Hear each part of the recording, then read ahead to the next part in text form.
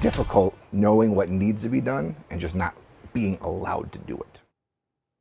Now, UConn emergency teams are preparing for students to come back to campus, but a big change this year as those crews are allowed to do a lot more to save lives.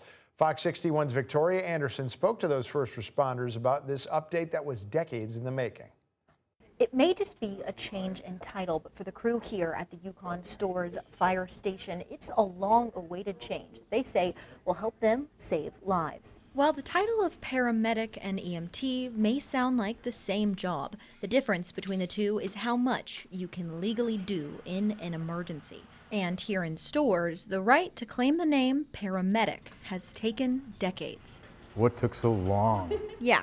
That's the big question. So we've been practicing this for 50 years at our Farmington station, but not at Storrs because of our agreement with Wyndham Hospital Paramedics program. UConn Fire Chief Chris Renshaw says there's been a decades-long discussion over who responds to emergency calls from the UConn Storrs campus. Before this summer, nearby Wyndham Hospital paramedics had the job, leaving UConn Storrs EMTs restricted to the basics, like giving CPR, armed only with aspirin, sugar, and adrenaline, even if they arrive first on scene. Now I would be stuck in that juxtaposition of, do I do what the patient needs and make decisions for that patient, or do I risk losing my license and my livelihood and potentially even going to jail just because of a law? But now, after decades of work and legislative changes, paramedics like Tony Ruggiero and Neil Pendergast have every right and all the gear. Now we've got a full gamut To be paramedics who save lives as soon as they arrive.